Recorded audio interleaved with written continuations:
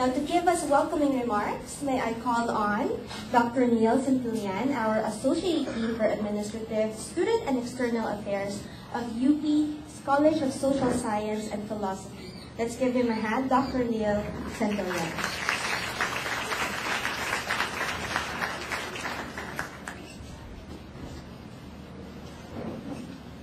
Magandang umaga.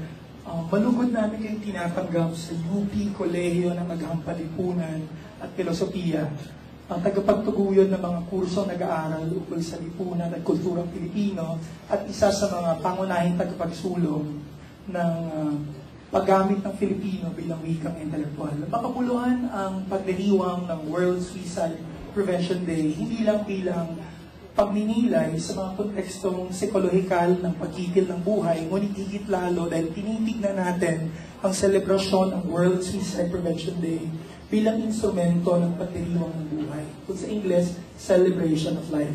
Paglaya mula sa mga personal na ligalig, pagpapalaya para sa ating mga mahal na buhay, mahal sa buhay mula sa mga personal na ligalig nito.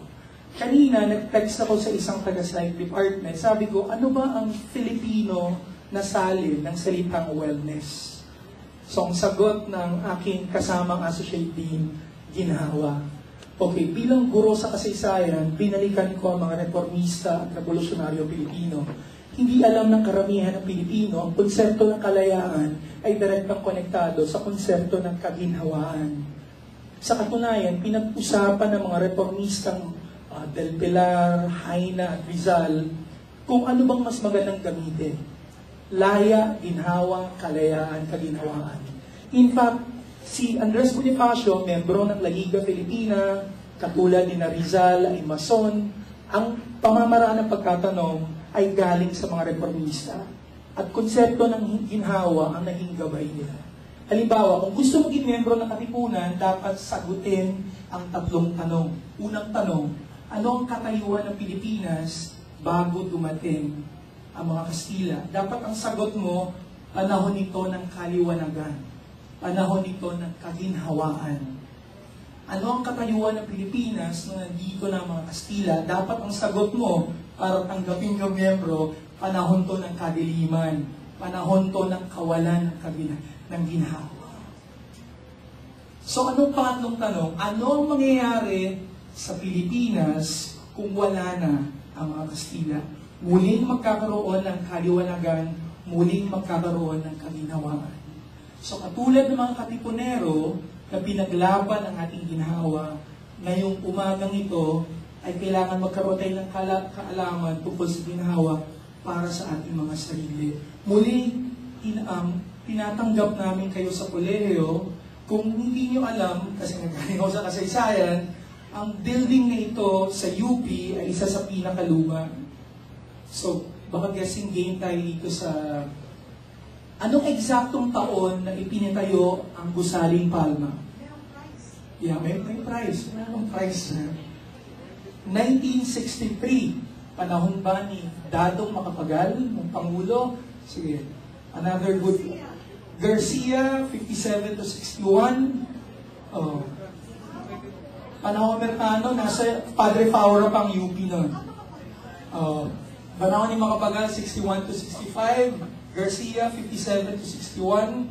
Mas maaga pa, presidente nun si Elpidio Quirino, taong 1951. Ang hindi nakakalimutan ng mga, kasi ang tingin sa UP, palaging palaban sa mga Amerikano, palaban kung sinong nakaupo. Pero ang Palma Hall ay pinatayo gamit ang pondo ng mga Amerikano, rehabilitation funds, rehabilitation money. Kung gusto niyo ng mga lumang larawan na kinokonstruktong gusaling ito, ay meron kami sa tanggapan ng dekano at sa tanggapan ng dalawang associate deans. Muli, sana magkaroon tayo ng makabuluhang talastasan sa umagang ito.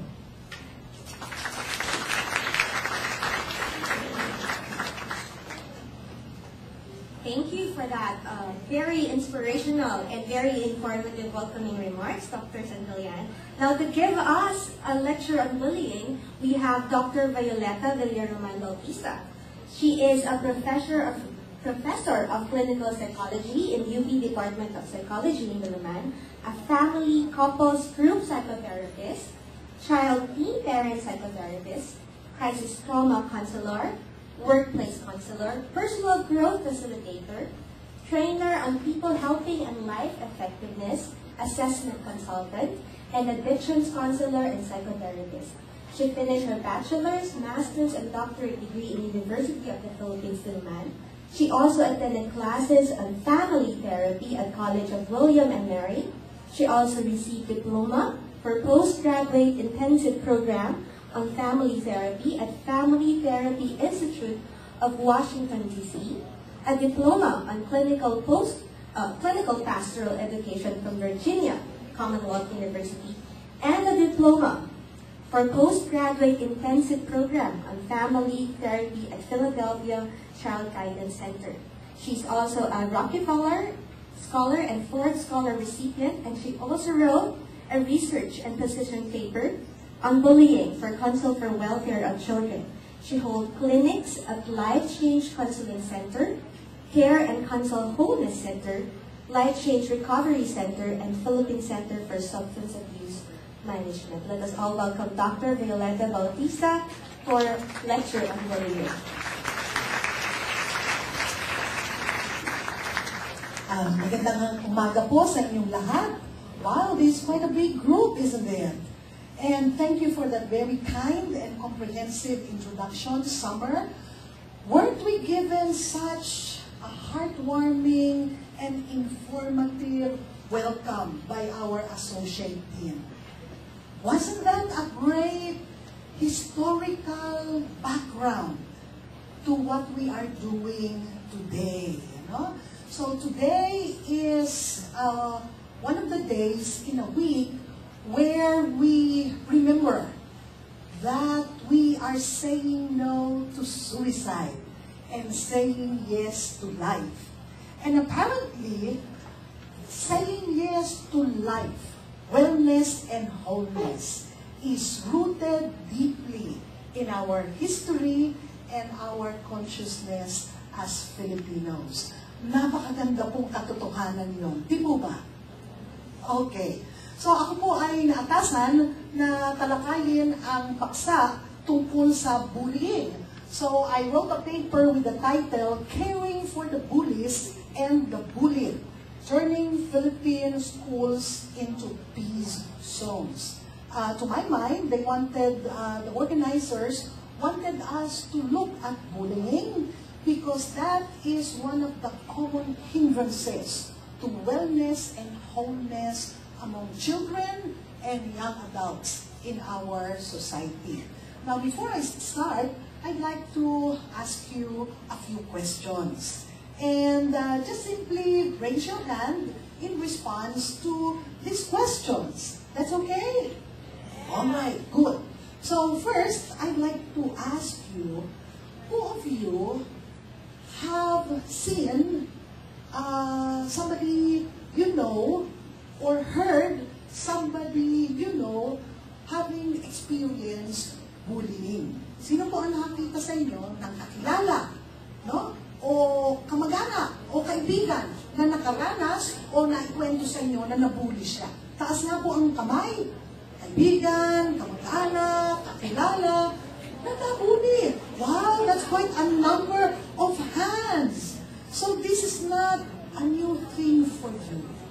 No, it's not a new story for you. Pangalawang tanong, sino sa inyo ang personally nabully? Nakaranas ng nabully siya. Can I see your hand? Aba! Marami pa rin. Now, it's very interesting. This is quite a good crowd. Magandang crowd ito. Kasi I was expecting na baka ang karamihan ng mga audience ay puro mga bata. Well, this is going to be helpful to the young people, but I am pleasantly surprised to find out na marami ring not so young. Di ba? Yung not so young in their 20s and 30s, pero napansin ko, meron rin tayong not so young in their 50s. And I guess even in their 60s, hindi ko nasasabihin na umabot ng 70s siguro. Ano, they look so well. That's why they're here. Kaya lang, ilang sa kanila nagtaas rin ng kamay that they experienced bullying. So mukhang ang bullying is an endemic problem in our country, not only in the present generation, even in earlier generations. Kahuli-huli yan. Ito, kapatan lang na tunay. Total, nakaraan na yan. Sino sa inyo ang nang-bully? Can I see your hands? Oh, this is interesting to know. Ha? Marami rin. Pero hindi, marami naman palang na-bully kesa nang-bully. Normally, you would expect magkasing dami. Siguro nawawala na dito yun ang bully. Okay, so that is a good thing to know. From the show of hands, it's very clear that bullying is a common experience in our country. It is a frequently occurring event in our schools, and we say it is a problem that can take away children's happiness, can get in the way of school performance, and in some cases, can even endanger lives. Okay? So, before I start talking about bullying, let me tell you a few stories about children and young adults who have been bullied. First, let me share with you the story with the title, The Girl Who Wants to Die. Gia came for counseling because of failing grades. Her mother said that Gia used to be an active girl with good grades. Now she does not want to talk to anyone in school. She does not eat much nor talk at home. She wakes up from sleep with a nightmare. Her mother often hears her say, "Sana, sabay na tayong mamatay para hindi na ako hirap sa buhay at hindi ka naghihirap sa akin." All these sad things started to happen to Gia when she was moved to a lower section in school and experienced bullying where the boys would call her pangit, payatot, and abnoy, and even would push her head or pull her hair. Okay? The second story is entitled The Boy Who Is Always Hungry. This is about Jerry. Jerry's parents were worried because their son was always hungry when he arrived home. When they look at his lunchbox, they see it empty. He also has spent all of the money that was given to him. But every day he came home asking for food and eating as if he has not eaten the whole day. Weeks later, Jerry came home all bruised up and crying. They found out that he was beaten up by the school bully when he refused to give his lunch to him. Turned out that Jerry was being forced to give all his food and money to the school bully. Yan ha, pagka gutom ang anak, baka nabubuli. So the next one is entitled The Girl Who Faints in the Comfort Room, CR.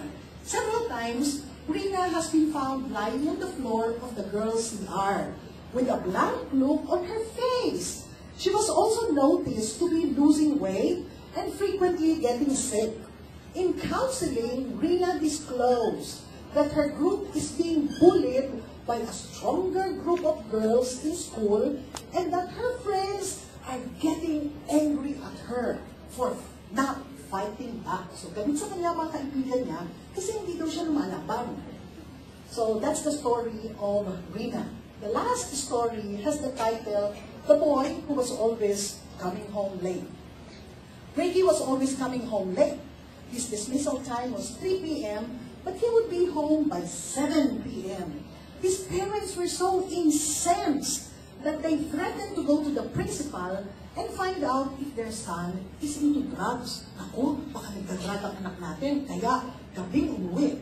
Finally, Ricky disclosed that he was always coming home late because he was waiting for the bullies in his school to go home first before he walked out of the campus. Can you imagine Ricky waiting for the time when he could go home because he's afraid there's a group of bullies there who are out to get him. Okay? So, these are common occurrences in school. Some are more dramatic than this. Some are more everyday type, not so emotionally arousing, but nonetheless, they cause problems to our children. So for the rest of the time, we're going to answer the following questions. What is bullying? Who are bullied? Who are the bullies? Why do children bully others? What are the effects of bullying? And how is bullying dealt with by